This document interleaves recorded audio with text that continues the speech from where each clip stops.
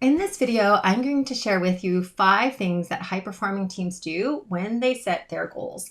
If we haven't met before, my name is Mira Grace Gardner, and I am a leadership coach who, for the past 15 years, has served as the head advisor to executives in multi-billion-dollar companies, showing them how to set and create high-performing teams. Now, when it comes to goal setting, many of us are familiar with the process, and many of us have had either really great experiences or not great experiences regarding clarity of goals. So what I want to share with you are 5 things high-performing teams do to make sure that that goal setting process works so much better. Number 1, and this is one that many leaders have heard about before, but actually rarely practice in reality.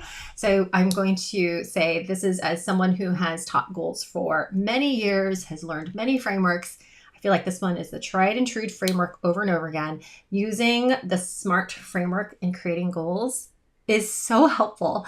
I know that it seems really easy and logical to do, but actually in practice, you have to be pretty thoughtful in using the SMART framework. So for those of you who aren't familiar with SMART, SMART is an acronym that stands for S is specific. So is your goal specific enough so that you're clear on when it actually gets achieved? You can tell that the definition was refined enough to be able to point to that end result. M, is it measurable? This one can be tough. How do you actually measure performance along the way? It may be easy when it's something like a widget. How many widgets did you create? How much money gets generated? But it can be harder when those things are not as concrete. But measurement is whatever you're setting as a goal, is it measurable? That's an important facet to think about. A is it attainable? Can this be accomplished with the resources you've got, the funding you have, the priorities you have? Is it attainable? Is it realistic?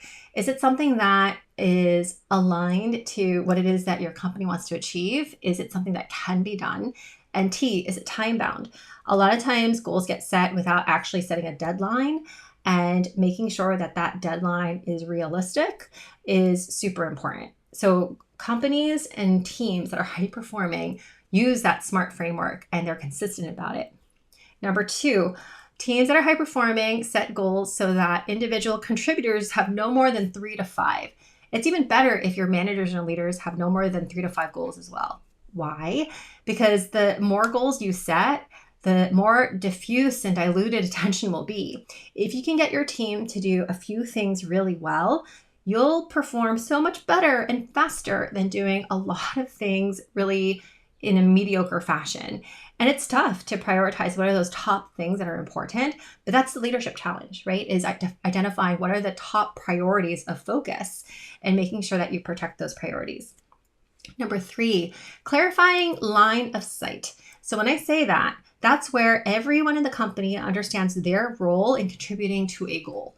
So for instance, if there is a big budget or financial goal, every employee knows what role that they have in either generating that revenue or saving on those costs. They know specifically what their contribution is going to be. Nothing is more disheartening than a person seeing a goal on their list that they have no control over.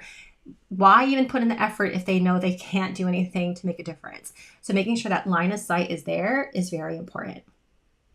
The third thing that leaders do in high-performing teams is make sure that they are setting those goals early enough in the performance year so that effort can be done throughout the year to accomplish them. Now, the most ideal situation is by January, everybody knows what the goals are, so that by December, everyone can look back and figure out whether or not they achieved them. But that sometimes is rarely the case in companies.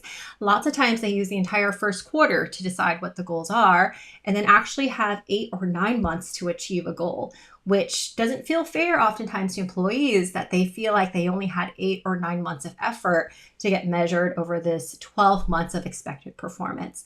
The way to address that is to do your best to actually start defining goals in December or January, starting to evaluate performance of the previous year, look forward to decide what changes you might need in the goals. But the earlier you can pull up that timeline, the better it is for your employees to plan and actually execute.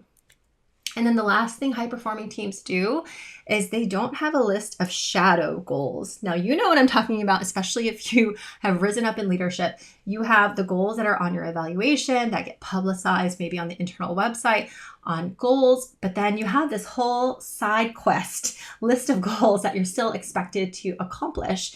It's not really tied to performance. There's pressure to still execute on those goals.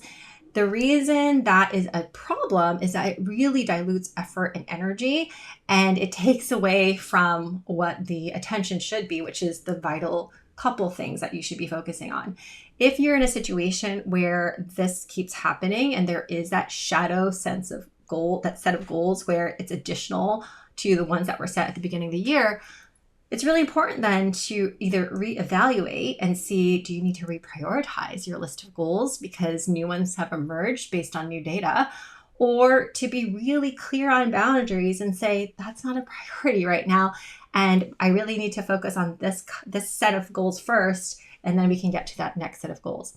If not, that's where scope creep occurs. You end up having more and more on your list. Your team feels like they're farther and farther behind.